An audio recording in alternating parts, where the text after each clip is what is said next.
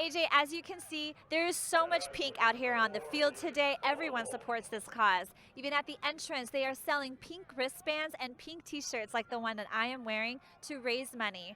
And what's truly amazing is that they're going to be donating 100% of the proceeds to the American Cancer Society and Coaches vs. Cancer program. Reporting from Murdoch Stadium, I'm Dani Miskell for the Sports Desk.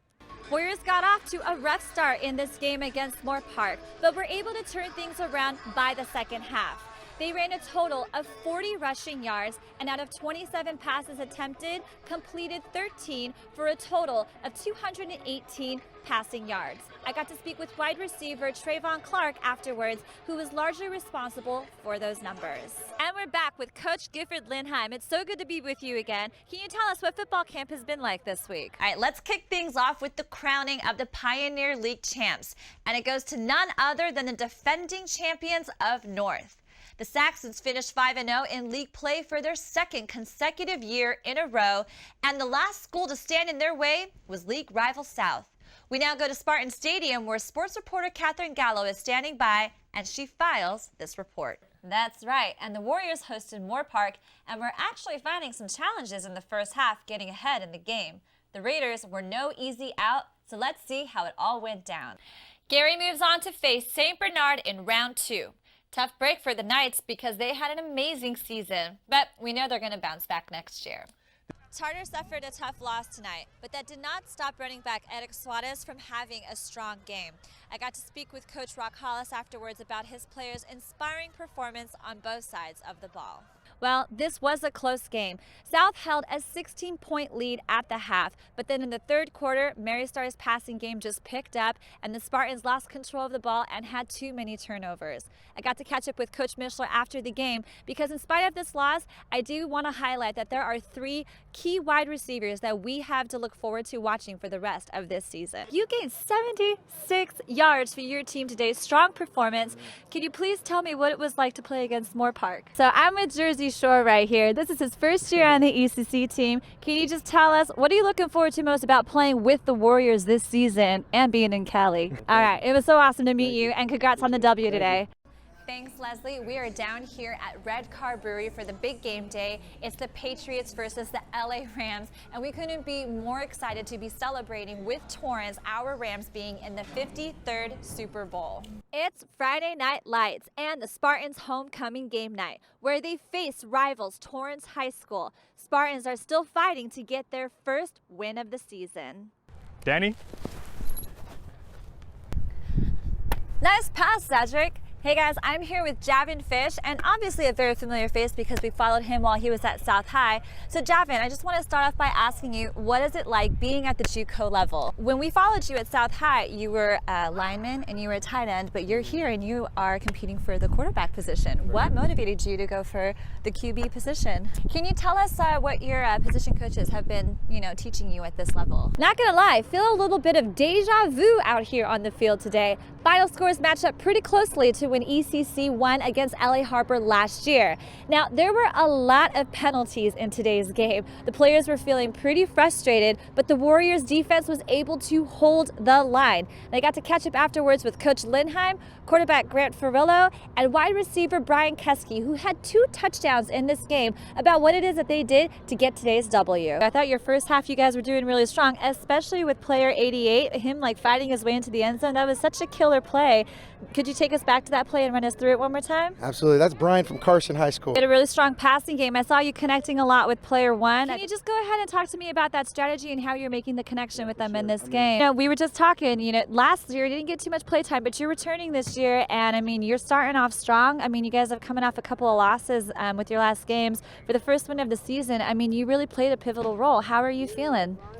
Man, I just feel really good, to be back again. It's the final league game of the season where South High faces undefeated North. And AJ, as you can see behind me, the stadium's already cleared out because everyone's off celebrating tonight's W. It's a big deal for North as they go to the playoffs this Sunday. But before we get into that, let's first get into some highlights. So word on the street is Matt McComas is playing against his cousin on South, Drew Nash. Yes. How was that playing against your cousin tonight?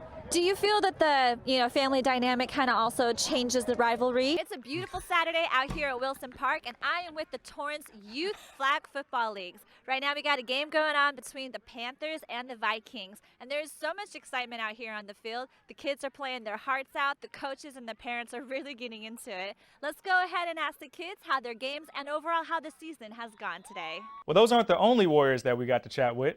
That's right, Cedric. We caught up with some returning defensive players looking forward to a fresh season. You know what's funny is that ECC and LA Harbor is actually this really well-known rivalry because the schools are so close to each other. But when I was at the game, I learned that not everyone sees it that way because of their winning streak in all the past years. All right, now it's time for us to get into what West Torrance was up to Saturday morning. Wait. Hold up, Dani. Hold up. Got this. All right. Oh, really? Well, I think I want to get in on some of this Christmas spirit, too. Oh, do you? I like it. We pick up in the second quarter, Warriors leading by 4. Grant Ferrillo sees Keyshawn Berry open and completes this pass to him on the 45-yard line, and he turns on the Jets, flies like an eagle past the Eagles into the end zone, and with the point after, scores now 21-10.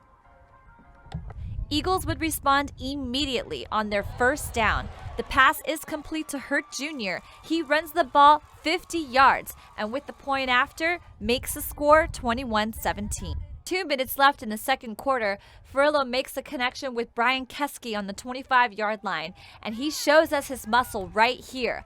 LA Harbor's trying to pile on him, but here comes Gabriel Bermudez for ECC. He gives just the right amount of a push to help Keski fight his way into the end zone. Warriors lead 28-17. 2 minutes left in the third, Jeffrey Hansen with the fake punt. He takes off down the middle, spins, and runs all the way where he goes down the 14-yard line. Sets up second and goal, where he bulldozes his way into the end zone, making the score 42-17. And for the final touchdown of the game, Warriors defense gives Ferrillo an opening. He runs the ball up and makes the connection with Keski once more. And the Warriors held on to the lead with the final score 49-24. First quarter, Moore Park kicks a 49-yard field goal and are up by 3. 2 minutes and 18 seconds left, Dylan Chong recovers this fumble and returns it for a touchdown. With the point after, the Raiders lead 10-0. 3 minutes left in the second, Moore Park botches this snap and turns the ball over to ECC. It's now first and goal at the 2. Defensive lineman Joseph Tavi bulldozes his way into the end zone. Chris Valle to complete the point after, scores 13-7 to wrap up the first half. 56. Third quarter, Warriors on the 5-yard line. It's third and goal. Ferrillo fakes the handoff and passes it to Keyshawn Berry, but penalty flags are thrown. They run the play again, but this time, Taz Tusi and Trayvon Clark serve up a Philly to Ferrillo in the end zone. With the point after, Warriors now lead 14-13. End of the third, Ferrillo completes this pass to Kyron Cannon, who runs the ball to the 45-yard line. Sets up second and 4. Trayvon Clark in action again as he makes the connection with Ferrillo out at the 20-yard line and runs it in for the 6. With the point after, makes the score 21-13. And with just 5 minutes and 41 seconds left in the fourth, Moore Park's offense would give us these safety points. Thank you very much. And the Warriors would go on to win by the final of 23-13. But Bailey hardly, if never, misses. She kicks in her Mercurial Superfly Nike cleats, and her precision is consistent. Even on South Field, where it's known to be windy, she's got it all figured out on how to still make that field goal. So we have those letters up there, like the Spartans, and I always aim for the far right side. So when I kick it, it will just curve in the center so I aim for like the right post. Bailey is a part of a growing trend. According to the National Federation of State High School Associations, there's an estimated 2,000 girls playing high school football, and females are the fastest growing group of participants in the sport. All right, that's going to do it for this week's edition of the Sports Desk. Thanks so much for joining us. We love all of you and all the action that you bring to the screen each and every week. We'll see you later, Torrance, for the next edition of the Sports Desk.